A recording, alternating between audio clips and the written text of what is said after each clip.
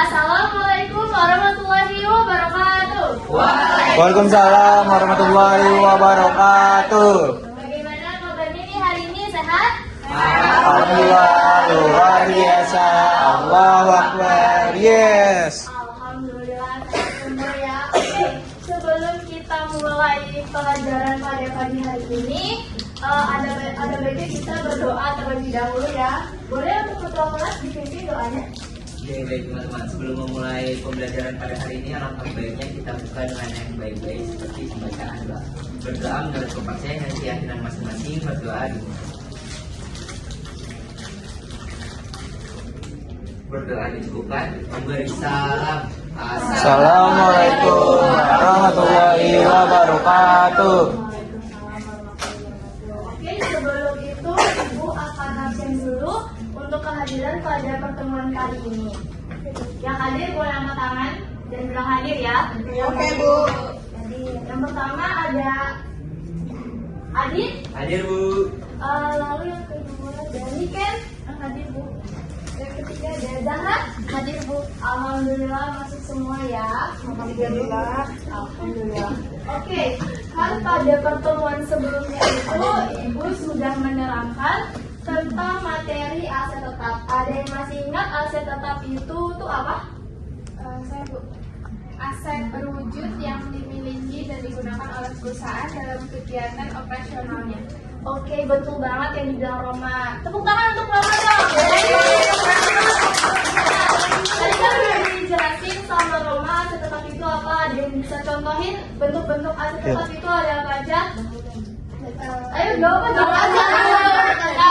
Satu apa aja?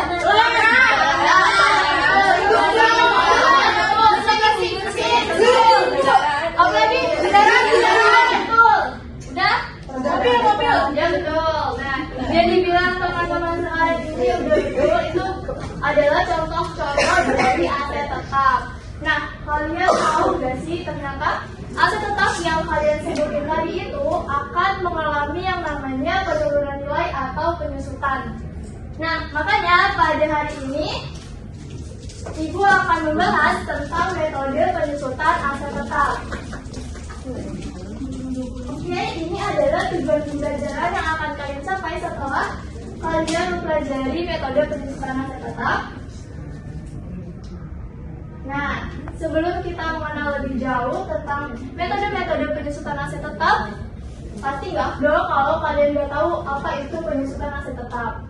Nah, penyusutan aset tetap merupakan bentuk pengalokasian harga perolehan suatu aset tetap sebagai beban periode akuntansi selama masa manfaat dari aset tetap tersebut.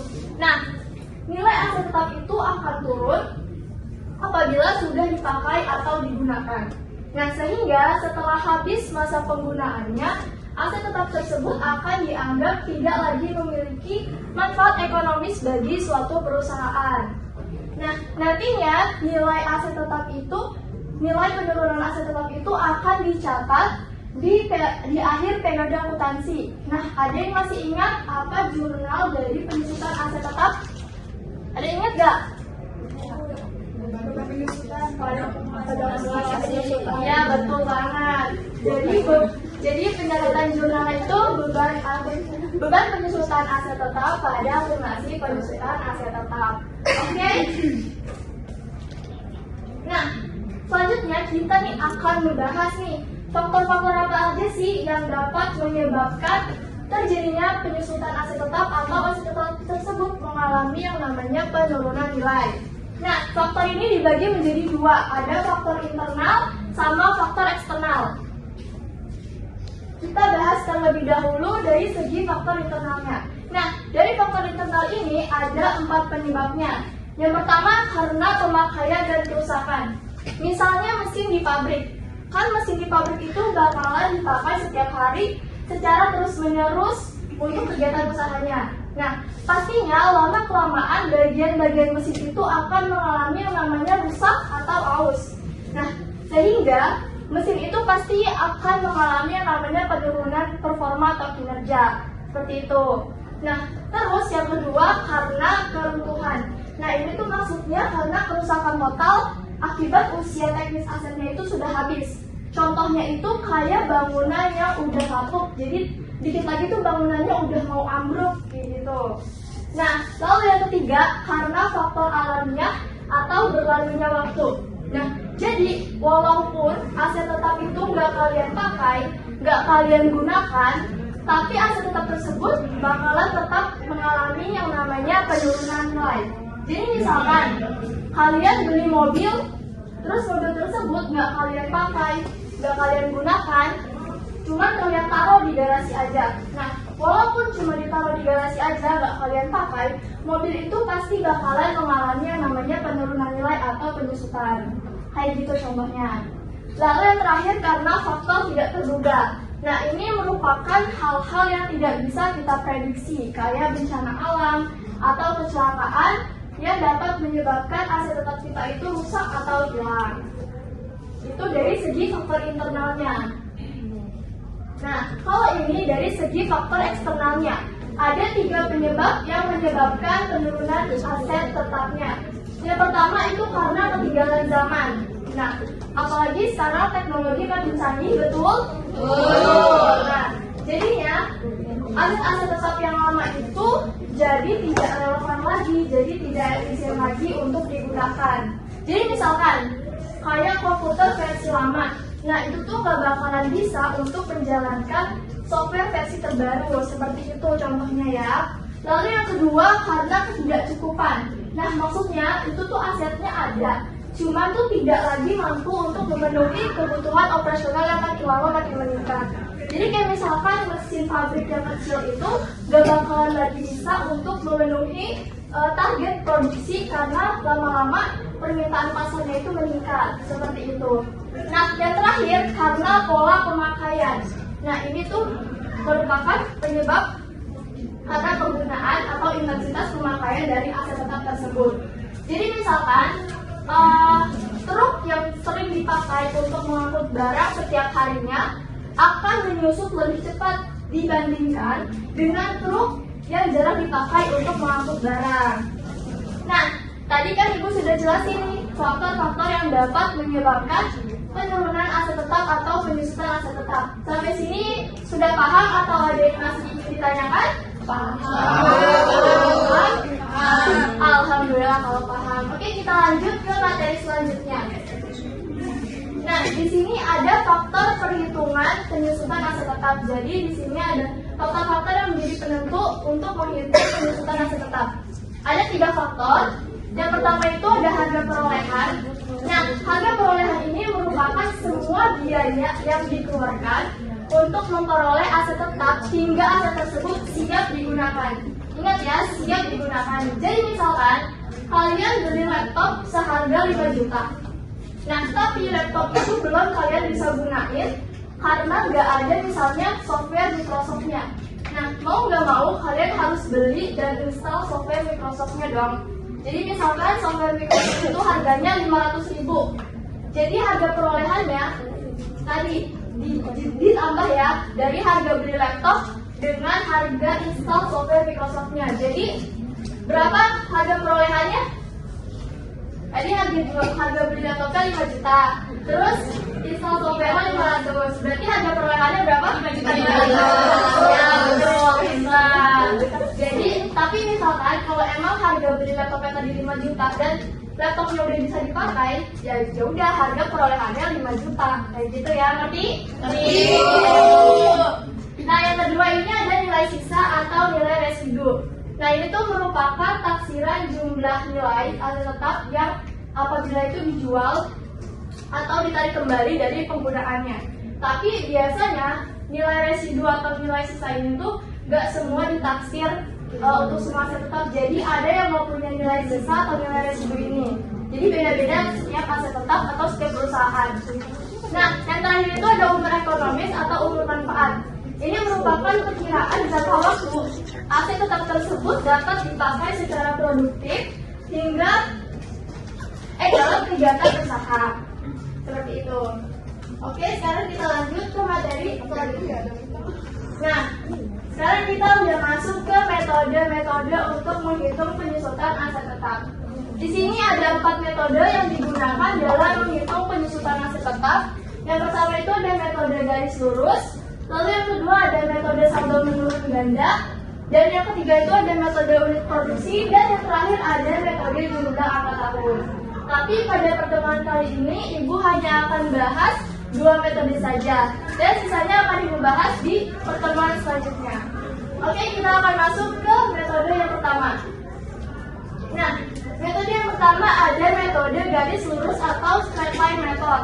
Nah, si garis lurus ini merupakan metode yang paling sederhana, paling gampang dari semua metode yang ada. Kenapa? Karena jumlah beban penyusutannya itu akan tetap sama di setiap tahunnya. Jadi misalkan di tahun pertama itu beban penyusutannya sebesar 2 juta. Nah, di tahun berikutnya tetap sama, bakalan 2 juta juga. Begitu seterusnya sampai umur manfaatnya itu habis. Nah, di sini ada rumus untuk menghitung metode garis lurusnya. Ada 2 versi rumus. Kalian bisa gunain yang mana aja yang menurut kalian gampang. Nah, rumus yang pertama itu harga perolehan dikurang nilai sisa dibagi dengan umur ekonomis. Bu, gimana kalau aset tetapnya nggak punya nilai sisa kayak yang udah Ibu jelaskan tadi? Nggak semua aset tetap itu ditaksirkan nilai sisanya. Ya gampang aja, berarti nilai sisanya nggak ada. Rumusnya cuma harga perolehan dibagi dengan umur ekonomis. Ngerti? Oke. Nah, rumus yang kedua itu ada pakai tarif penyusutan. Jadi tarif penyusutan dikali dengan harga perolehan dikurang dengan nilai sisa. Nah, gimana cara menghitung tarif penyusutannya? Menghitungnya dengan 100% dibagi dengan umur ekonomis. Jadi kalian boleh pilih salah satu, kalian mau pakai yang mana untuk menghitung metode garis lurus ini. Nah, biar makin ngerti, sekarang Ibu akan bahas contoh soal dari metode garis lurus. Nah, di sini ada PT Servis Makmur yang membeli sebuah mesin produksi pada tanggal 1 Januari 2022 dengan harga sebesar 100 juta. Nah, mesin ini diperkirakan memiliki umur ekonomis selama 5 tahun dengan nilai residu 10 juta rupiah. Oke, sekarang kita akan kerjain bareng-bareng.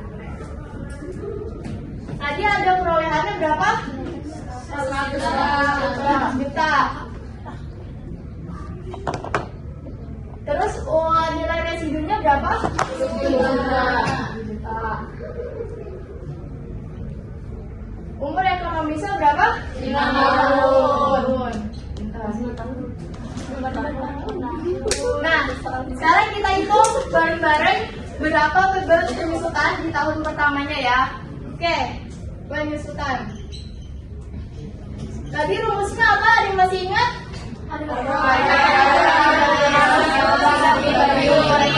Oke, berarti berapa hitungan yang pertama di sini Pak? 10 juta. Oke, sebentar. Terus jawaban lagi? Oke, berapa hasilnya? Ada yang udah hitung? 18. Benar semuanya 18. Sama ya, semuanya 18 juta. Iya, Ibu. Nah, berarti beban penyusutan di tahun pertamanya sebesar 18 juta. Nah, ini bakalan sama nggak untuk tahun berikutnya? Sama. Karena menggunakan metode garis lurus. Iya, betul. Karena menggunakan metode garis lurus. Nah, berarti yang tadi semua. Oke. Nah, benar ya jawabannya 18 juta. Nah, yang di sebelah sini ada versi yang keduanya kalau kalian menghitung pakai tarif penyusutan. Sama kan jawabannya? Untuk kalian lebih gampang yang mana? Kiri. Yang ini yang nggak pakai tarif. Iya. Benar, sama semuanya. Iya, sama. Oke. Udah pada paham yang metode garis lurus? Oke, sekarang kita lanjut ke metode yang kedua. Maaf.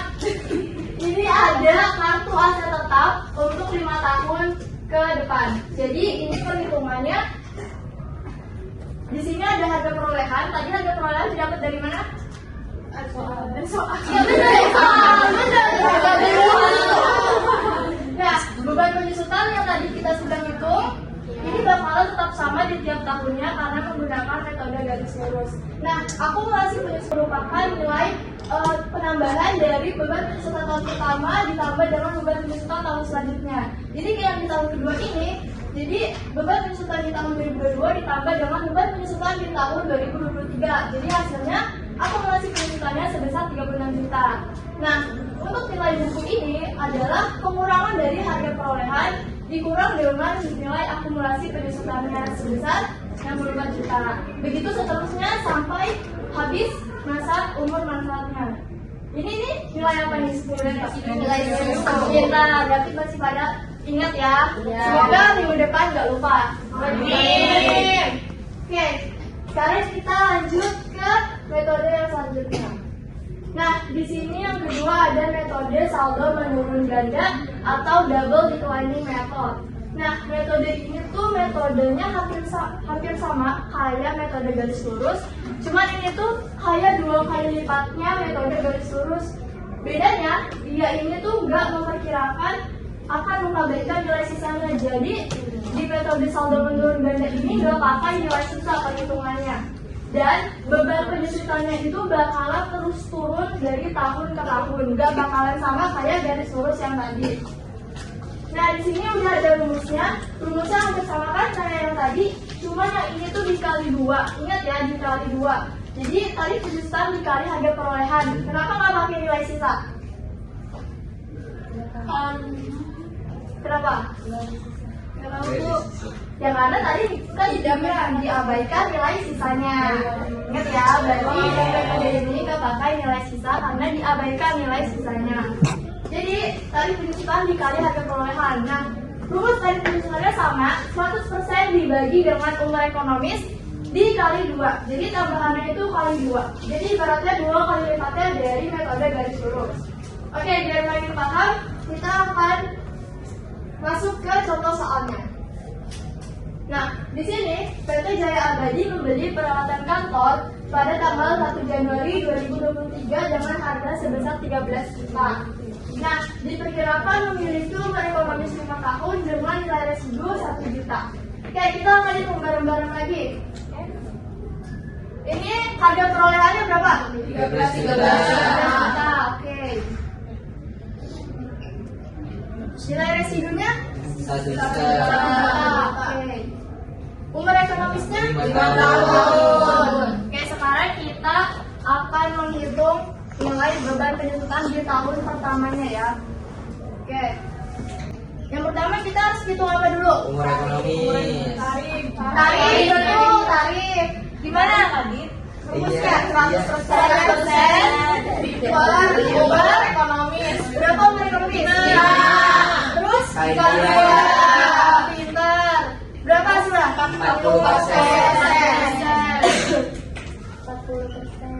Nah, setelah nyebut tarif penyusutannya dikali apa lagi? Dikali harga perolehan. Kenapa nggak dikurang nilai sisa dulu? Karena Kasihan banget ya. berarti 40% dikali 13 juta. Hasilnya berapa hasilnya? 5 juta. Benar semuanya sama? Oke. Berarti penyusutan di tahun pertamanya itu sebesar 5.200.000. Kita tepuk tangan. Nah, benar ya, penyusutan di tahun pertama itu akan sebesar 5.200.000. Nah, tapi beda dengan yang metode garis lurus. Kalau garis lurus kan tiap tahunnya bakalan sama. Kalau metode saldo menurun ganda ini bakalan apa tadi? Gue bilang bakalan menurun. Iya betul. Ayo yang kencang. Menurun. Ya bakal menurun di tiap tahunnya. Nah, ini ada kartu as untuk metode saldo menurun ganda. Kalian bisa lihat bahwa beban penyusutannya tiap tahun itu bakalan menurun. Yang tadinya 5.200.000 terus turun ke 3.120.000. Nah, hitungnya itu gak pakai nilai awal bukunya, gak kayak yang metode garis lurus. Jadi yang pertama kan tadi udah 13 juta dikali 40%. Hasilnya 7 juta. Hasilnya 5.200.000. Nah, nilai bukunya dapat dari mana? Dikurang. Dikurang 200. Dikurang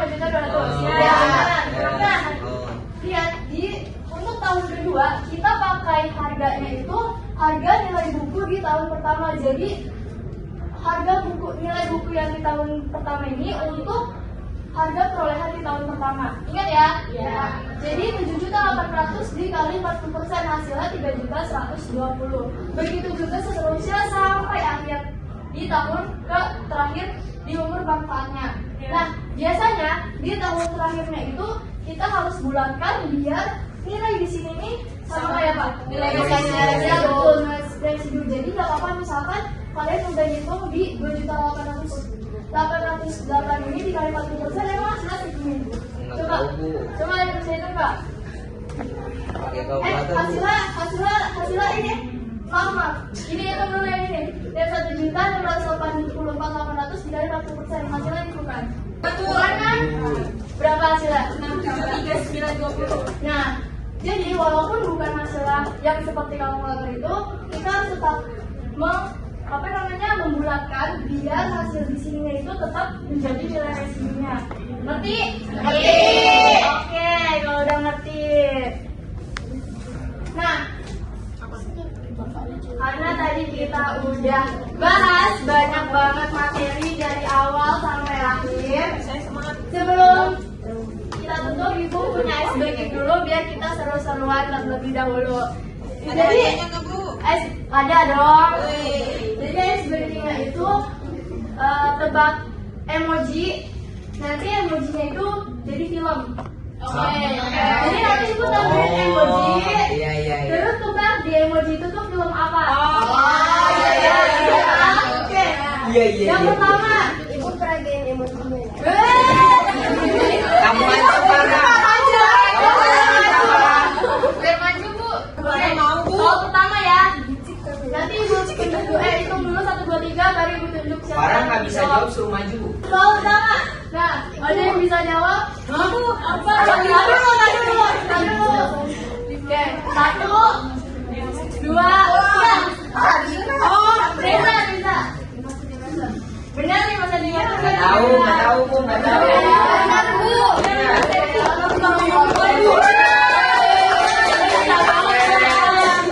Oke, sekarang soal yang kedua. Oke.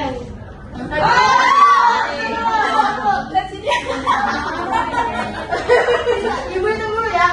1, 2, belum. 1, 2, 3. Nabila. Saya pasti Bu. Apa? Bukannya. Salah Bu. Oh benar. Itu bisa mudah ya. Sama. Oke, soal ketiga. Ada yang tahu? Masa diulangan?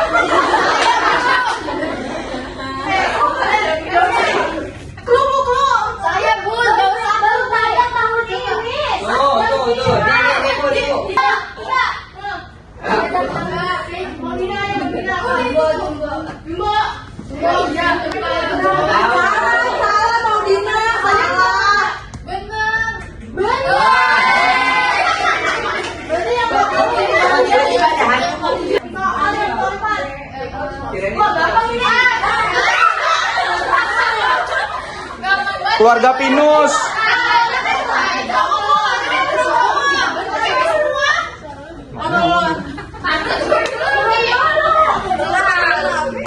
Satu, dua, tiga. Keluarga Cemara. Salah, keluarga Pinus tuh. Oke, ini adalah soal terakhir dari speaking kita pada hari ini. Nah, ada yang tahu? Yang tahu? Gue lupa lagi gitu lah. Jadi, 1, 2, 3. Nggak tahu, Pak. KKN. Iya,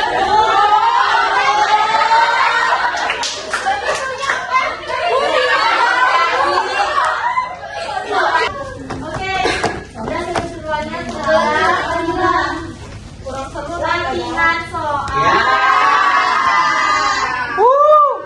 Oke, Raka kamu di ngasih tahu. sini ada 2 soal. Saya akan Ibu kasih waktu berapa ya? 5 menit buat menghitungnya. Nanti yang udah selesai atau udah mau maju ke depan? Boleh. Ayo gampang. Bunda Yobi pakai air bu. Jawabannya ngaco. Oh berarti sering pakai ya. Ketahuan deh. Oke, udah waktunya habis. Oke, kamu maju. Tadi Saya, kayak mau nomor berapa? Satu bu, satu. Oke, 1. Kita berarti nomor 2 ya. Saya pun nomor 2. Boleh maju. nomor 3 siapa yang mau ada nomor 3? Kok nanya Dipa curang? Dipa nggak boleh nyontek. Iya. Ya kan hanya bu guru bukan hanya sama temen. Dapat kan? Dipa gede banget. Biar teman-teman yang belakang kelihatan. Dan yang Enggak, tadi itu cuma main HP kerjanya aja. pakai emosi bu. Oh berarti Bu. Oke, udah dulu. Terima kasih Nabi. Terima kasih Nabi. Oke, sini ada 2 jawaban dari 2 soal. Yang pertama jawabannya itu 25 juta, sama nggak semuanya? Sama. Betul jawabannya? Betul. Tangan untuk Naomi. Soal yang kedua dari Najiba, sama nggak nih semuanya? Sama. Sama Bu. Sama. Sama. Oke, berarti jawaban Najiba ini udah betul. Sama juga kayak jawabannya Ibu. Tepuk tangan. Oke, nah sebelum mengakhiri pembelajaran pada hari ini, Ibu kasih tugas buat pertemuan selanjutnya itu kalian bikin kartu aset tetap yang kayak Ibu tampilkan tadi selama umur ekonomisnya 5 tahun. Nanti di pertemuan selanjutnya Ibu akan periksa siapa yang udah ngerjain atau belum. Jangan lupa dikerjain, karena minggu depan akan Ibu tanyakan Waduh. jawabannya berapa di tiap-tiap anaknya. Oke. Nah, sudah selesai pembelajaran kita pada pagi hari ini. Adakah yang bisa menyimpulkan kita tadi belajar apa aja? Naca, boleh. Apa aja Naca, kita udah belajar apa aja? Tadi kita udah belajar tentang pengertian dari penyusunan aset tetap. Ya betul. Faktor penyebab penyusunan aset tetap dibagi menjadi 2, ada faktor internal dan juga eksternal. Ya, Terus betul. ada faktor perhitungan penyusunan aset tetap, harga perolehan, Aku tahu Naca. umur ekonomi, terus juga ada metode penyusunan aset tetap, ada metode garis lurus, ada metode saldo menurun ganda, ada metode minimum produksi, dan metode jumlah akumulatif. Tapi yang kami pelajari cuma 2 metode aja, metode saldo, metode garis lurus, dan juga saldo menurun ganda. Pintar, tepuk tangan buat Naca. Oke, usai sudah pertemuan kita pada hari ini. Semoga materi yang disampaikan bermanfaat bagi kalian semua. Amin. Jangan lupa dikerjain tugasnya. Dan sebelum Ibu tutup, kita berdoa dulu. Boleh? Adit, dipimpin doanya. Oke teman-teman, karena kita tadi sudah dengan yang baik-baik, maka kita tutup juga dengan yang baik-baik, yaitu dengan berdoa menurut kepercayaan dan keyakinan masing-masing. Berdoa dimulai. Berdoa dicukupkan, memberi salam. Assalamualaikum warahmatullahi wabarakatuh. Waalaikumsalam warahmatullahi wabarakatuh. Terima kasih semuanya udah hadir pada pertemuan Ibu kali ini. Terima kasih.